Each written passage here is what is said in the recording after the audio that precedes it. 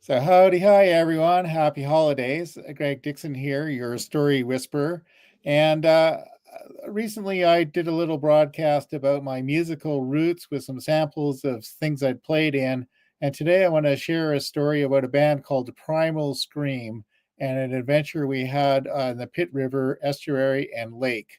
So Primal Scream was a pretty quirky band I was in 1977.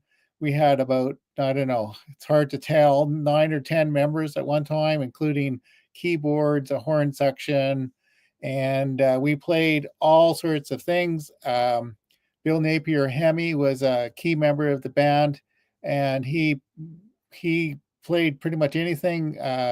There was we He did a fabulous job of All Along the Watchtower, sort of the Bob Dylan song, and he introduced some kind of grunge and stuff that sort of foretold his future in music, and like Lou Reed and David Bowie. A number of members, Jim Sprachlin, um, Chris Grove. We're in the music program, the jazz music program at Cap College. So we played some jazz swing tunes. Tom Dukowski was very much grounded in classical music, played saxophone. We did a disco version of Stravinsky's Rite of Spring. Um, we played a lot of uh, Rolling Stones stuff, Fleetwood Mac. We played virtually anything. We played in really weird places. We played at a minesweeper at the foot of Lonsdale in North Vancouver. We played some weddings, which was a bit of an adventure itself. But the story I want to tell you is I don't even know who come up with this idea. And they thought the band should go on a little boat trip, a canoe trip on the Pitt River Estuary and Pitt Lake in the Lower Mainland. So that's uh, not too far east of Vancouver.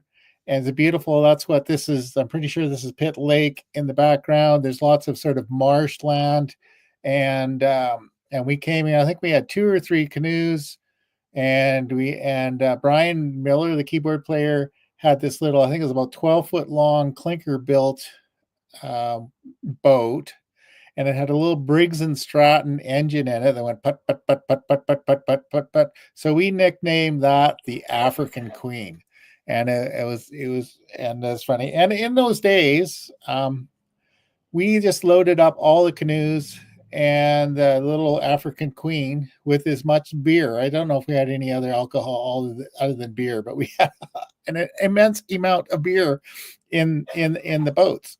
We probably had food. I don't remember eating anything on this trip, but we probably had food that we could cook over a fire, maybe campsite, maybe whatever snacks. Anyway, so um, the interesting thing is we put the canoes in the water and we put the boat in the water, and Chris Grove and Bill Napier-Hemy. I think Chris had a mandolin that he played, and Bill Hemy had his guitar. And so I wish I had photos and video. There is Jim Spracklin, who's sort of very dignified, uh, paddling the canoe, and Chris and Bill are in there playing music and singing along. And then we have the African Queen coming along. So we never really had a planned place where we're going to stay, but we came across, I think it was a big wood shed. I think there's a lot of logging operations and sawmills in the area, and this was a place at one time would have been filled with tons and tons of lumber, and it had a cover. So we pulled up on the beach, pulled our boats up out of the water, and then we went, and the place had a cement floor. um, there was quite a few scraps, like lumber, 2x4 bits and pieces. So we pulled that together and we started a pretty big fire. And all of the time, all of the time we were doing this, Chris and Bill were singing songs.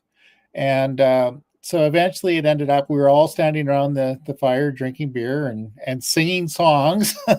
and and this went on, well, all day, and it started raining really, really hard. It was just absolutely pouring with rain, and then we saw a couple of canoes off in the distance coming up, and they saw the I guess they saw the fire, and they pulled their boats up, and then came up, and they were all sort of high school age, and they just came in, joined the fire, and we were handing out beer to the students as they were coming in, and around the fire. Next thing you know, we had, I don't know, 20 or 30 people around the fire, all singing songs and drinking beer. And then the last two canoes were the teachers for this, I think it was probably grade 12 or grade 11 recreational course that they were out on this weekend get together. Or maybe, I don't know, it might have been during the week. We had no idea days in those days. And so they came up, and then by that time, all their students were standing around with these musicians drinking beer. And so what do? So they said, "Do you have enough for us?" So they just joined the crowd. What was magical about this is Bill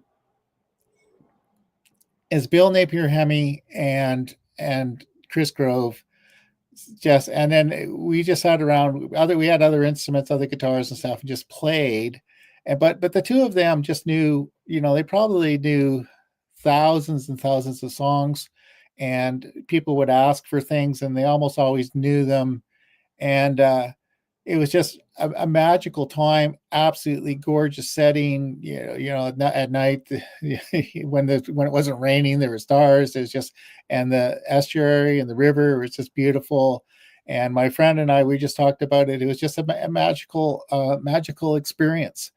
And the other thing is, both Bill Napier-Hemy went on to be a founding member of a band called the Pointed Sticks, which was sort of new agey, a little bit punky, and went off and had a record deal in England, and toured the world. And Chris Grove was involved with a number of groups over the years, including he performed on the albums for Pointed Sticks, had a couple of bands of his own, had a pretty good music career himself. And all I'm saying about this is, it's not surprising, because those guys just lived music. They had an instrument in their hands for, I think we were 2 or 3 days, and they had every waking moment. They had instruments in their hands, and they were singing and playing, and that was just, it's not surprising they went off and had musical careers. So I'm just going to leave you with that. If you have a passion for something, you just want to go do it, just go do it, and enjoy doing it, and it'll work out into something. So I hope you enjoyed the story, and we'll talk to you later. Thank you. Bye.